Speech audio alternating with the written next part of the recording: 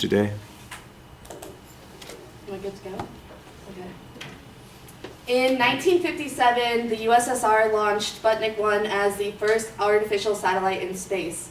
And it wasn't for another 10 years when the UN agreed upon the Outer Space Treaty, which, according to the Arms Control Association, designates outer space as the province of mankind and prohibits states from placing objects with nuclear weapons or other weapons of mass destruction into orbit.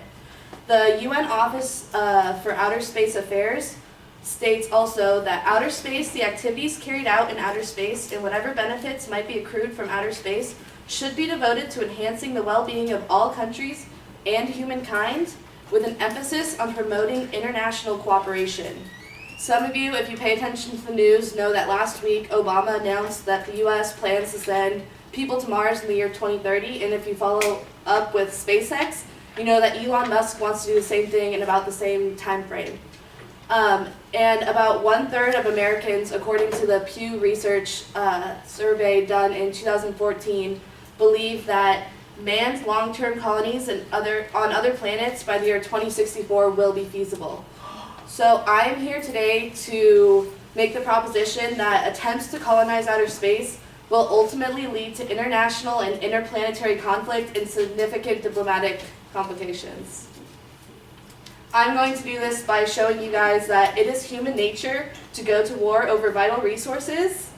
The PAROS issue, PAROS standing for the Prevention of an Arms Race in Outer Space, that has been addressed by the UN, needs to be stricter to prevent potential abuse should colonization occur, and that despite how much we have done to develop the technology that exists today, we still don't have the grounds to colonize space peacefully at this point.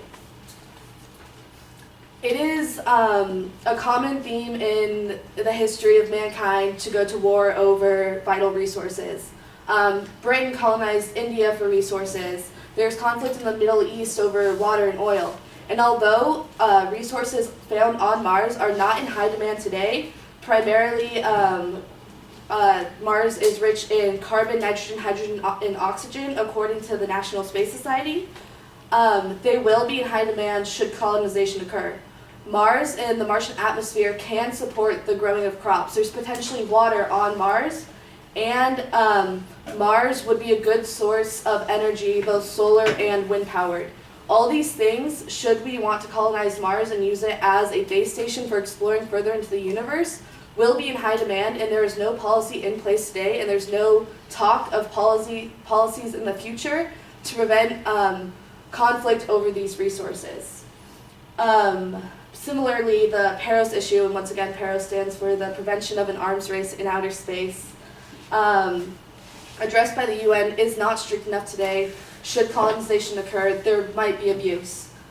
Daniel Dewdney, a professor at Johns Hopkins University of Political Science, International Relations, and Political Theory, is quoted as saying in his book, I know from long ago in the 80s, called Space, the High Frontier, as saying, whereas the military programs of the 60s and 70s used space for information and communication, the superpowers have begun a race to place weapons of mass destruction in orbit. In the 80s, Cold War tensions were high. There was potentially going to be an arms race, and that arms race was potentially going to be in outer space, and there were no strong treaties in place to really prevent that. Something bad could have happened, something chaotic. Luckily for us, that did not happen. But in the future, with even more developed technology, we need stronger treaties. If you guys follow the news, last week, Igor Asherbaily, a Russian scientist, announced his intention to create a space-based nation called Asgardia. His intention is to create this nation so that he can sidestep the Outer Space Treaty. Primarily, he claims to do research and new experiments that can't be done in the ISS, but there's nothing preventing him, if he does not want to follow the Outer Space Treaty, from potentially putting weapons of mass destruction in space and creating a potential arms race. Finally, despite how much we have done to develop the technology, primarily SpaceX, Boeing, big companies like that, there's nothing been done on the political side, the financial side, the psychological or philosophical side, to address issues that might arise should we colonize space. What happens should we find intelligent life elsewhere in the universe? How do we address that? Who owns outer space? Who's going to own the colonies that we put in place? All these issues need to be agreed upon, if not just discussed, by the time colonization occurs, because if they are not, then there's nothing holding nations and individuals accountable. So finally today, I just wanted to say that attempts to colonize outer space will ultimately lead to international interplanetary conflict. And I want to leave you with this final thought that it is not my intention to say space colonization is bad. I think it's a wonderful thing. I, for one, love space. I want to work in the space industry. But if it is not done peacefully, then there will be conflict. I'm going to leave you with this final quote by Daniel Dubny, saying, "Because space is so unlike anything experienced on Earth, it is tempting to believe that earthly problems, resource conflict, pollution, scarcity, can somehow be left behind. Unfortunately, humans have carried these problems with them. The most valuable areas of space near the Earth are increasingly plagued by Earth-like human conflicts and scarcities." Thank you.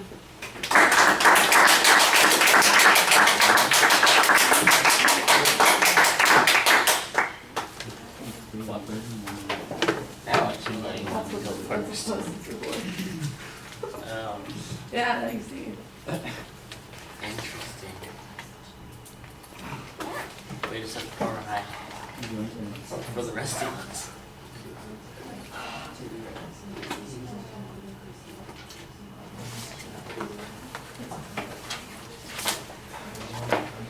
Yeah, we just set the bar high for the rest of us.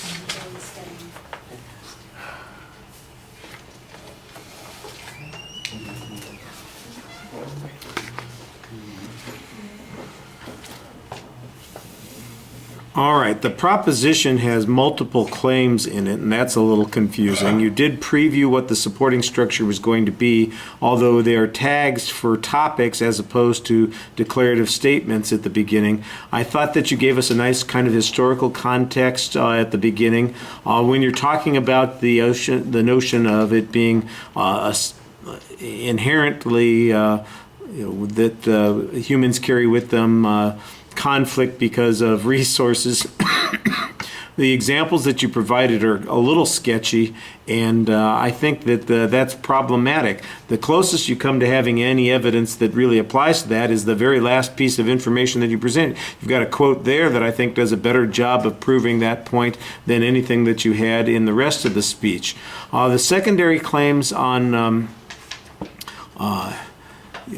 the prevention of an arms race in outer space and the issues concerning the ability to occupy the space. That's kind of how you labeled that third point, which, by the way, I didn't really get in the body of the speech. I think that there's very thin information on those points as well. The closest that you come is the reference to the potential arms race in the 1980s. I assume that's primarily talking about the Strategic Defense Initiative. There was some discussion of those issues. You don't explain why it is that those things fell out of favor or why they didn't become issues. It would be easy if you could point to treaties or agreements that people accepted that, in essence, demonstrated a model that fits in with what you're talking about. If there's some other reason that those things didn't happen, then I think we've got another way in which to reason that this is not likely to happen on Mars either, or when we explore Mars as well. There's a lot of stuff that's very hypothetical on this. You mentioned the one guy who wants to create his outer space nation so he can do whatever the hell he wants. Well, the idea that he's going to be able to do that, I think, is very speculative. The notion that he would be able to then fill it with potential weapons of mass destruction is also very speculative and hypothetical.